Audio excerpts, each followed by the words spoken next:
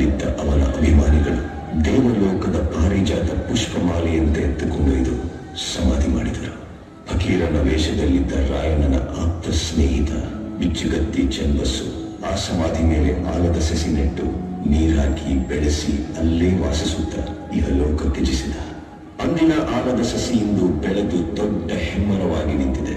ಇಂದಿಗೂ ರಾಯಣ್ಣನ ಭಕ್ತರು ಜಾತಿ ಮತ ಧರ್ಮಗಳ ಭೇದ ಭಾವವಿಲ್ಲದೆ ಹುಟ್ಟಿದರೆ ನಿನ್ನಂತ ಮಕ್ಕಳು ಹುಟ್ಟಲಿ ಎಂದು ತೊಟ್ಟಿಲು ಕಟ್ಟಿ ಹರಕೆ ಹೊತ್ತು ದೇವಮಾನವನಿಗೆ ಪೂಜೆ ಸಲ್ಲಿಸಿ ಫಲ ಸಿಗಲೆಂದು ಸೆರಗೊಡ್ಡಿ ಬೇಡುತ್ತಾರೆ. ರಾಷ್ಟ್ರಪ್ರೇಮಿ ಸಂಗೊಳ್ಳಿ ರಾಯಣ್ಣ ಮರಣವಾದ ಸುಮಾರು 116 ವರ್ಷಗಳ ನಂತರ ರಾಯಣ್ಣನ ನುಡಿಯಂತೆ ನಟ್ಟ ನಡು ರಾತ್ರಿಯಲ್ಲಿ ದೇಶ ಬಿಟ್ಟು ಹೋಗುವ